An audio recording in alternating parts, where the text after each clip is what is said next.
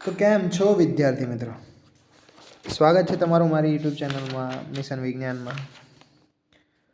તો પ્રશ્ન એમ થાય છે કે શા માટે આજનો વિડીયો હું બનાવી રહ્યો છું. તો પહેલી વાત તો એમ કે આપણે હવે જોવા જઈએ તો પહેલાં તો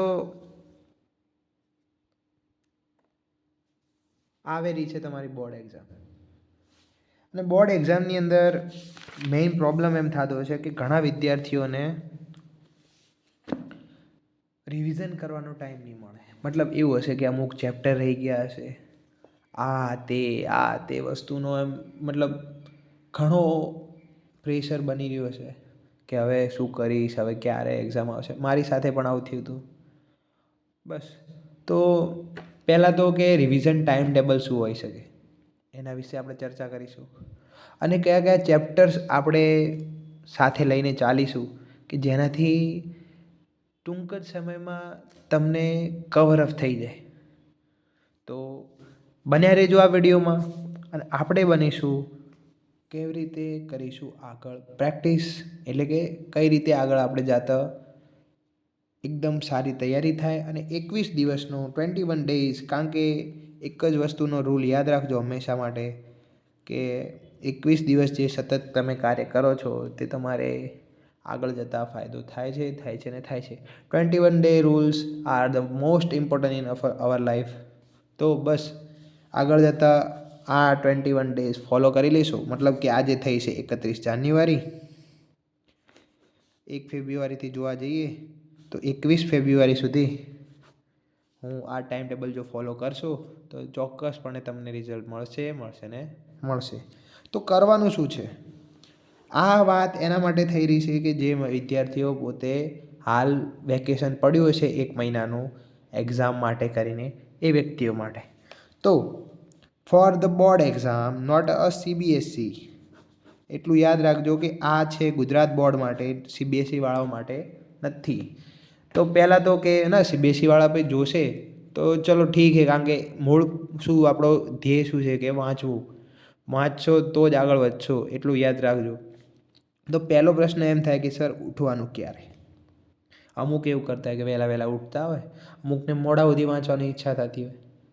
ભાઈ ગમે તેમ વાંચો, ગમે એમ વાંચશો ને મજા આવશે, પણ વાંચો તો થોડું ટેકનિકથી વાંચો. મેં મારા વખતે શું કર્યું હતું કે મને સૌથી વધારે ફિઝિક્સ ગમતો હતો. તો ફિઝિક્સ હું એવા ટાઈમે લખતો કે જ્યારે મારું મન ફ્રેશ હોય. હવે મન ફ્રેશ હોય તો મારી વાત કરું તો હું સવારના ફિઝિક્સ કરતો અથવા તો રાતે ફિઝિક્સ કરતો. હવે મેઇન પ્રોબ્લેમ એમ આવે કે સવારમાં ગોખવાનો વિષય લઈ લઈએ. ગોખવાનું એટલે યાદ રાખવાનો વિષય કે ના આમાં બહુ રટ્ટાવાળો છે. તો બેસ્ટ ઓપ્શન એમ છે કે તમે સવારના 5:30 ઉઠી જાઓ. 5:30 ઉઠી 6 વાગ્યા સુધી તમારી ડેલી ક્રિયાઓ કરી દો, ફ્રેશ થઈ જાઓ. ફ્રેશ થઈ અને 6 વાગે મસ્ત ચા બા પી અને બેસી જાઓ મસ્ત રીતે, એકદમ ક્લિયર રીતે. 7 વાગે બેસી જાઓ એટલે 6 વાગે તમે એકદમ એક્ઝેક્ટ વાંચવા બેસી જાઓ. હવે 6 થી કરી અને 8 સુધી, 6 થી 8 તમારે 2 કલાક એકદમ બાયોલોજીનું ગમે તે 2 ચેપ્ટર ક્લિયર કરવાના છે. મતલબ નાના ચેપ્ટર, જો મોટા હોય તો 2 ચેપ્ટર, નાના હોય તો 2 ચેપ્ટર અને મોટો હોય તો 1 ચેપ્ટર. આ રીતે તમારે બાયોલોજીમાં કરવાનું છે. ઓકે, બાયોલોજી તો વાત પૂરી થઈ ગઈ. હવે આ 2 કલાક પછી તમારે લેવાનો છે અડધો કલાકનો બ્રેક. અડધો કલાકનો બ્રેક લીધો કે એટલે કે 8:30. હવે 8:30 થઈ ગયા.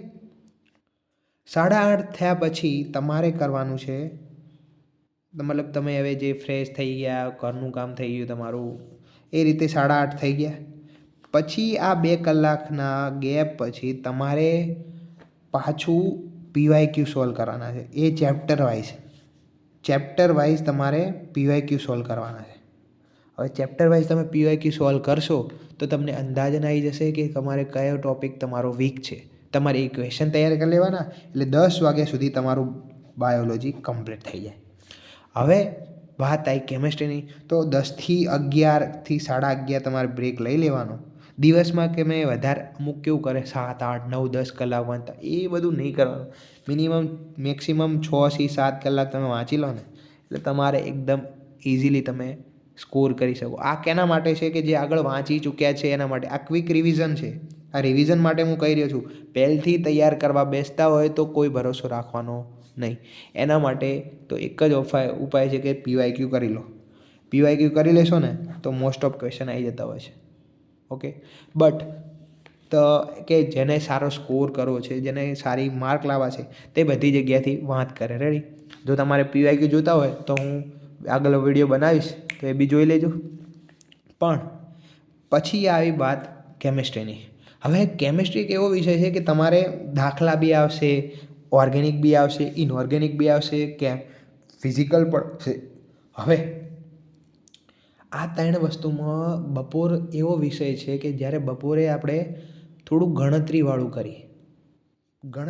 કરીએ ને તો તમારે પહેલાં એવા ચેપ્ટર પૂરા કરવાના કે જેમાં ગણતરી આવતી, મતલબ ફિઝિકલવાળા છે ને, ફિઝિકલ કેમિસ્ટ્રી, એ તમારે પહેલું પૂરું કરી દેવાનું.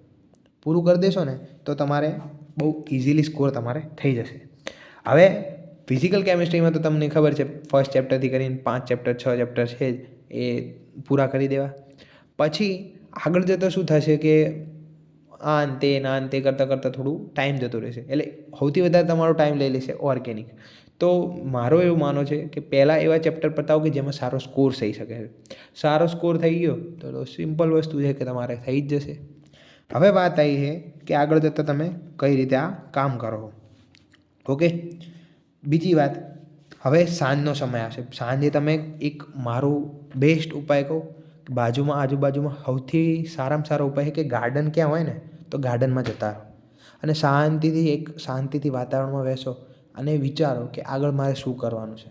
અમુકને નીટ આપવાની હશે, અમુકને કંઈક અલગ પ્લાન હશે, અમુકને માસ્ટર્સ કરવો છે, મતલબ MSc BSc કરવું પડશે, અમુકને ટેટ આપવી હશે, અમુકને ગમે તે, મતલબ આગળ ઘણા સાયન્સ પછી તો ઘણા કરિયર છે જ. ઓકે, બટ આ તો વાત છે કે જેને નીટ આપવી છે તે વિચારો કે આગળ જતાં હું શું કરું. પહેલાં અત્યારે બોર્ડની એક્ઝામની તૈયારી કરો. બોર્ડ એક્ઝામ પૂરી થશે પછી તમારી પાસે 2-3 મહિના વધશે, 1 મહિનો 2 મહિના, તો તમે એક્ઝેક્ટલી નીટ તમારી થઈ જશે.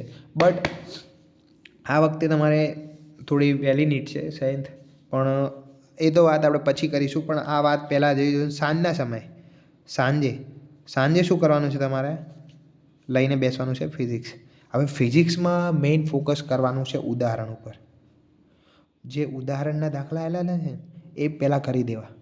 મોસ્ટ IMP કહું, મારા વખતે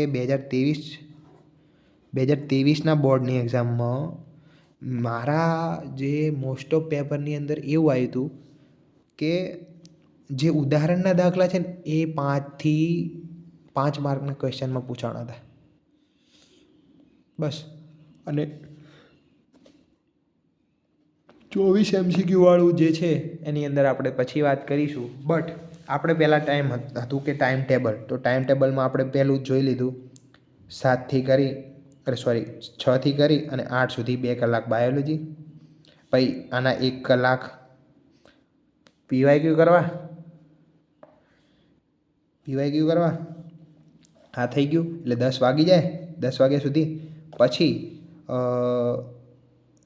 11થી કરી અને 1 વાગ્યા સુધી આ ગાળામાં જમી લેવાનું. 1 વાગ્યાથી વાંચવાનું, પછી આના 1 કલાક પીવાયક્યુ કરવાના. ઓકે, એટલે તમારે કેટલા વાગી જાય? 2થી 3 વાગી જાય. પછી આમાં થોડું ફ્રેશ થઈ જવાનું, એવું હોય તો બહાર જઈ આવવાનું. પછી પાછું 4 વાગે બેસી જવાનું. 4થી કરીને 6 અને 6થી કરીને 7 પીવાયક્યુ થઈ જાય. 7 એટલે મતલબ 7 વાગ્યા સુધીમાં પીવાયક્યુ થઈ જાય.